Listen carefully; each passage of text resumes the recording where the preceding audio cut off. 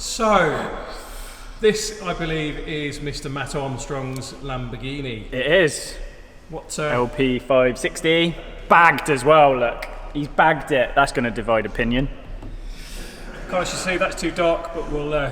Take my word for it, it's a bagged Lambo. We'll put a cutaway in there. Yeah. So, do you want to give us an update on where you are with this twin-turbo beast? So, Coxey, so James Cox, who's Push, has finished all the fab work. So, Matt wanted the option to run his bumper, so he's got oversized tips as part of it. So it's unsilenced, no valves, no nothing. And a nice little, I thought that was a nice little touch. Good old James, he's such a thoughtful chap. Slow, but thoughtful. So that's where all the time's taken really. Getting materials, people out there will know, run their own businesses. Getting stuff at the minute is a nightmare. I've got a clutch for an R8 on order and it's like 28th of September. So getting hold of parts at the minute is a nightmare. And that's what's taken a lot of time with this. Just getting metal tube, can't get materials. But it's done. Matt doesn't want, normally we'd like Cerakote it or we'd ceramic coat the exhaust. Matt wants it finished. So we've done all the welding, or James has done all the welding, and then we've actually bleached it. So it's the chemical they use when they make like food counters to take all the contamination out of it. So which is why you get this like dull finish, and then I'll burn it on the exhaust, on the dyno. So then we'll get like that sort of burnt look, that almost that goldy colour through the exhaust then. So we've got a pair of Turbo Smart wastegates, which then James has done this really cool sort of flick with the screamer tubes. We have tied them in, but it won't make much difference. It's all open system anyway. So yeah, it looks really trick. So a pair of mirror image 6266s hung off the back of it, so same as mine. So if you watch our dyno turbo video, you can see the turbos and the turbo hardware, 3-inch exits, custom tips. The hot side of it has come out really nice. So we've got them sat on, they're final fitted now, that's it, they're not coming back off, they're done. Pro Ram filters, so they go on really nice. So obviously everyone knows we work really close with the guys at Ram Air. It's pretty much there. I've got a pipe up the wastegates to boost control. The Cyvex is in, which we'll talk you through in a minute when we drop the car back down. But no, it's looking pretty good. It's going to make some noise, that's for sure.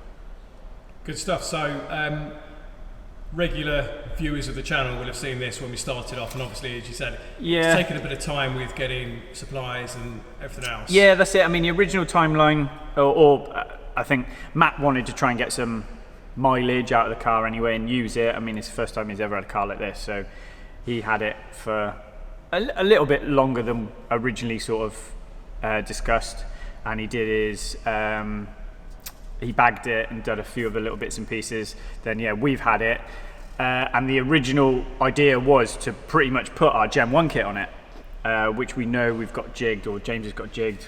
We know the ins and outs, and just the crash bar is completely different. We just didn't think about it. We didn't think the crash bar would make that much of a would affect it the way it did, and it absolutely screwed the pooch. Throw it away, start again, pretty much. So effectively, you've created another bespoke. Yeah. James has, to be fair, he's worked hard.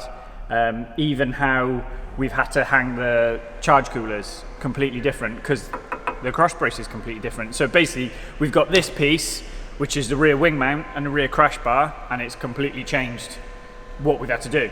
Or what James has had to do. He's a poor sod that's got to grind and weld.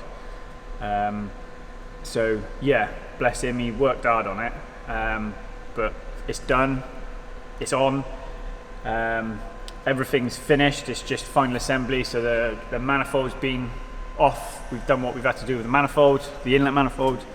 Cyvex have been down and measured up, and we've made some adjustments to the kit, to the Cyvex kit, so that they've got an LP 560 drawing on file.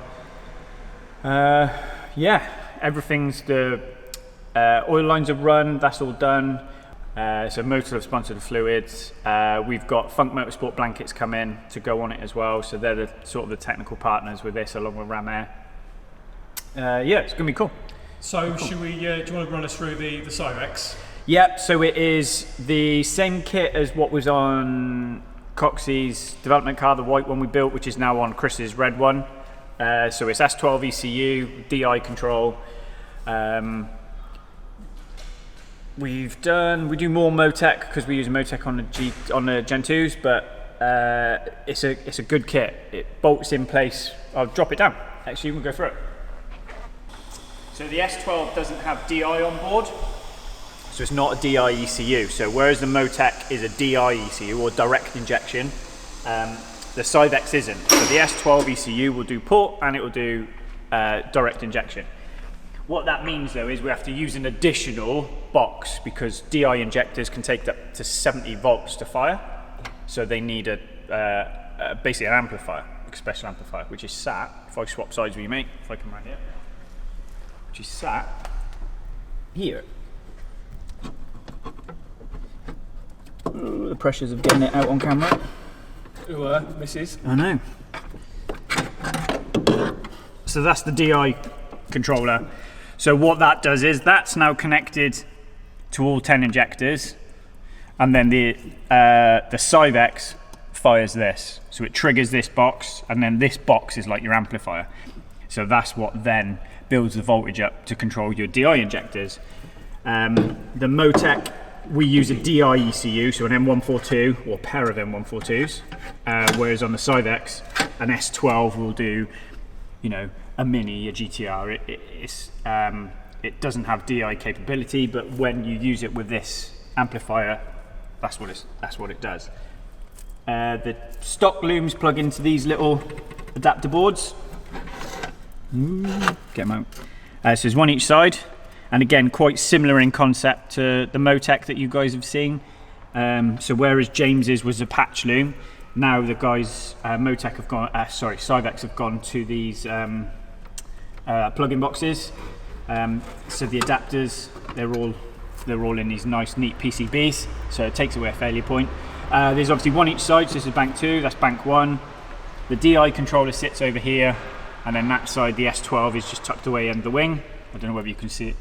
Maybe if you follow the wiring loom in, you can see it tucked away in there, as is the CAN bridge as well. So the CAN bridge is essentially the translator between the Cyvex and the car. So the car will send its CAN bus signals, the CAN bridge will take that, will convert it over, and we'll put it into S12 language. The S12 will send out CAN bus signals and then convert it to Lamborghini language. That's the best way to describe it. What that means is we can update that. So as Cyvex, or if we find something we want to add in, or a signal that's not there, then it's just a firmware update to that little box. Rather than having to update and translate and convert the file in the S12, so it doesn't affect your tuning side of it. But yeah, so it is a real nice kit. Ben from Cyvex was down. We just sort of like measured it all up, fit and finish, make sure it sits in nice, because it's all DR, Raychem wiring and heat shrink. So yeah, then we've got boost control, manifold pressure down here. We just mocked it up the other day on a little bit of rubber hose to get it started. So the video on my Instagram of it running is just literally no charge coolers, no nothing, just the Cyvex controlling the engine. And that is it. She purrs like a kitten. So we'll plumb the charge coolers in, which is the last job, put the cold side together, final installation of the wiring, and then yeah, we'll stick it on the dyno and see what she churns out.